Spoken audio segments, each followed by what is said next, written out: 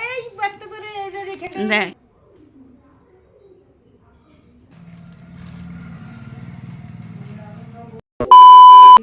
Good morning সকলে কেমন আছো? ভালো আছো? আর আমরা আছি মোটামুটি ভালো। আই দেখ বাঁদরটা, আই দেখ দুটো, আই দেখ উঠ, আই দেখ তিনটা উড়ে দেখ। হ্যাঁ দাদা, সে শেয়া দেখ দিদি, তিনটা উড়ে দুটো হ্যাঁ দেখ বাঁদর দেখ। শেয়া দিদিদের ইয়েতে উড়ে দেখ। এখানটা কি খায় দেখতে পাচ্ছি আই দেখ দেখ আমার ক্যামেরাতেও আসছে দেখ। তো এই বাত করে এদের রেখে দেখ হতো ইয়াসটা দেখলি, দেখলি? ঝোপা করবে না ছড় ছড় ছড় ছড় করে একবার কি একটা শব্দ গো। দেখলি কেমন বান্দরগুলো? ওই যে বাঁদর দুটো দেখ, হাজার ওঠ, উঠে পড়, আমি ভাগ্য দেখলি তো দেখ দেখ দেখ উঠে পড়। আই দেখ 8টা বাজতে যাচ্ছে। আজকে আমার সোনুর এখনও ঘুম ভাঙেনি। সোনুর নয়, সোনুর মায়ের কালী পুজো দেখার ঘুম এখনও রয়ে গিয়েছিলো, তার জন্যে আজকে একটু দেরি করে ঘুম থেকে ওঠা হয়েছে। আই দেখ কোথায় যাচ্ছে দেখ ওই দালান দেখা দেখ আই দেখ। আর ঠাকুমা এই যে ওকে তুলতে এসে ওকে বাঁদর দেখাচ্ছে। চলো সারাদিন কি করি না করি ভিডিওটা কন্টিনিউ দেখতে থাকো। তারপরে চলে এসেছিলাম সোজা নিচে এসে ছেলেকে ফ্রেশ করে দিয়েছিলাম, মানে ব্রাশ করে দিয়েছিলাম, আর আমিও ফ্রেশ হয়ে গিয়েছিলাম। এসে চা বানিয়েছি, আর আজকেও আমি কিন্তু চা খাবো। আমি কিন্তু কফি খাচ্ছি না, কারণ ভালো লাগলো না আজকে কফি খেতে। ভাবলাম যে ছেলের জন্য চা বানাচ্ছি, তাহলে আমিও একটু চা বানিয়ে নিই। আর এখানে ছেলের জন্য চা বিস্কিট দিয়ে দিয়েছি, আর আমিও চা নিয়ে নিয়েছি। আর ছেলেকে ব্রাশ করি দিইনি, তো তাকে ব্রাশটা দিয়ে দিয়েছিলাম, সে ব্রাশ করছিল। যাই হোক, তারপর অনেকক্ষণ ভিডিও বানাচ্ছিলাম না, কারণ ছেলেকে পড়তে বসিয়েছিলাম। একদিকে এখন সংসারের সমস্ত কাজের দায়িত্ব, উপরন্তু এখন ছেলের প্রতি এখন প্রচুর দায়িত্ব, মানে কাজের নয়, ছেলের পড়ার দায়িত্ব আর কি। কোন দিকটা সামলাবো ভেবে পারছি না। তার জন্যই ছেলেকে সকালবেলাতেই পড়তে বসিয়েছিলাম। আর টিউশনের এখন যেহেতু একটু গোলমাল হচ্ছে, সেহেতু আমি সকালের টাইমটা পড়াই। আর তারপরে আমি পড়িয়ে উঠিয়ে প্রায় বাজছে এখন 9:30 পৌনে 10টা এরকম। আমি কিন্তু খেয়ে নিচ্ছি ছাতুর শরবত। ভাবলাম যে খেয়ে নিই, তারপরে বাকি যা কাজ আছে করব, কারণ আমার সকাল থেকে কোনো কাজই করা হয়নি, একটা কাজই করা হয়নি। ওকে শুধু নামিয়ে ব্রাশ দিয়ে নিজে খেয়েছিলাম চা, আর ওকেও খাইয়েছিলাম, দিয়ে সোজা চলে গিয়েছিলাম পড়াতে, কারণ আর কয়েকদিন পরই মাত্র পরীক্ষা। তার জন্য ওকে রেডি করতে হবে। একদিকে পরীক্ষা, একদিকে আমাদের বাড়িতে অনুষ্ঠান আছে, মানে বিয়ে বাড়ি প্লাস রথ, মানে কোন দিকে কি করব নিজেও খুঁজে পাচ্ছি না। তার জন্যই ওকে আগে থেকে একটু ভালোভাবে পড়িয়ে সমস্ত কিছু রেডি করে রাখছি। যদিও আগে থেকেই শুরু করেছি, কারণ প্রায় এখন শেষের দিকে, তো ভালোভাবে রিভাইজারে করিয়ে রাখছি যাতে হয়ে যায় তাড়াতাড়ি। যাই হোক, ছেলেকে পড়িয়ে উঠে খেয়ে নিয়েছিলাম ছাতুর শরবত, তোমাদের সাথে শেয়ার করলাম। আর রান্নার খুব একটা ঝামেলায় গেলাম না, কারণ মা বলল তুমি ওকে পড়াচ্ছ যখন পড়াও, আমি রান্নাটা সেরে নিচ্ছি। তার জন্যে মা রান্না করছিল, আর আমি এইদিকে বাকি সমস্ত কিছু যা কাজ ছিল করছিলাম। কারণ সকালবেলাতে কোনো কাজেই হাত দিইনি, একটা কাজেতেও না, না রুম বাগানো, না ঝাড়ু দেওয়া, না পোছা লাগানো, কোনো কিচ্ছু না। তার জন্যই সোজা উপরে তারপরে চলে এসেছিলাম। এসে রুমটা আগে একটু বাগিয়ে নিচ্ছিলাম, কারণ রুমের বিছানাটা না বাগালে কিন্তু সব থেকে বাজে লাগে রুমটা দেখতে। ধুলোই থাক আর যাই থাক, বিছানাটা যদি পরিষ্কার পরিচ্ছন্ন থাকে মনে হয় যেন রুমটা অনেকটাই পরিষ্কার আছে। এর আগেও তোমাদের সাথে শেয়ার করেছি, আর একবার শেয়ার করে দিলাম।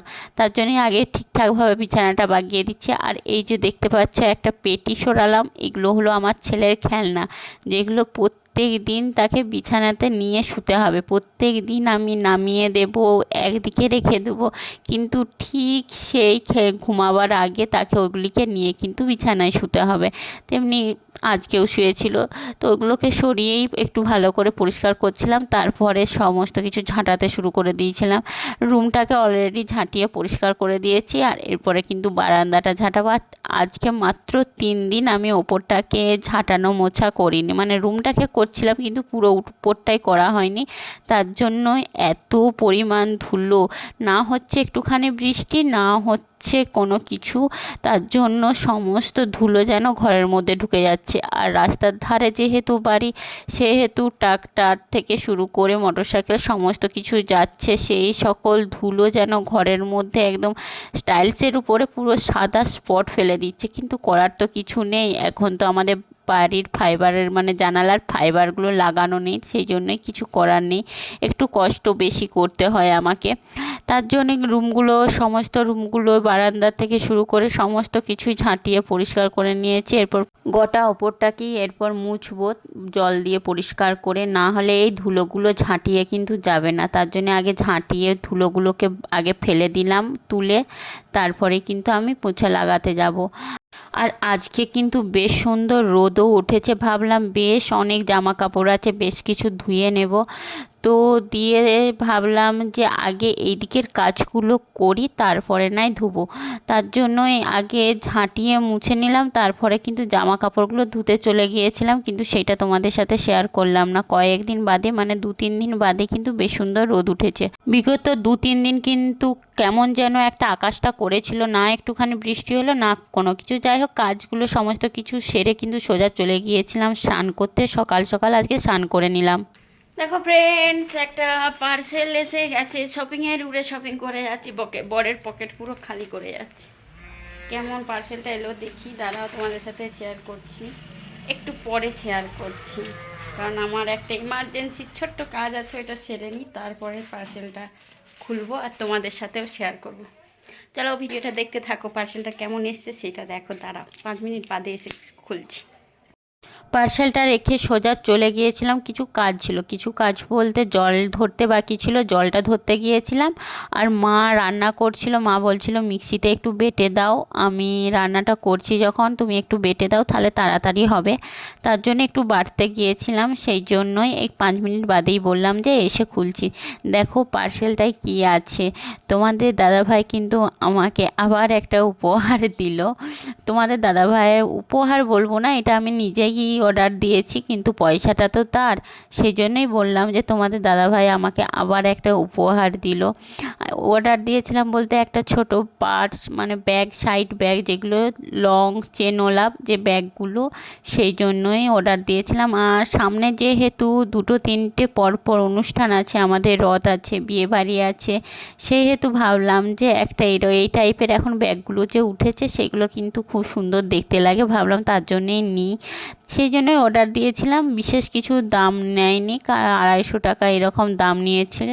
তো ব্যাগটা কিন্তু খুব সুন্দর এসেছে, আমার কিন্তু ভীষণই পছন্দ হয়েছিল। ভাবছিলাম যে চেনটা কতটা আসবে, চেনটা ছোট আসবে না বড় আসবে, এরকম একটা ভাবছিলাম, কিন্তু দেখলাম না চেনটা ঠিকঠাকই এসেছে। তো আর একটু বড় হলে হয়তো ভালো হতো, কিন্তু হলেও কিন্তু খুব একটা খারাপ নয়, চেনটা কিন্তু খুব সুন্দর এসেছে, মিডিয়াম হাইটের, তো ভালো, খুব একটা খারাপ নয়, কারণ 250 টাকার মধ্যে কিন্তু ব্যাগটা খুবই সুন্দর এসেছে, আমার তো ভীষণই পছন্দ হয়েছে।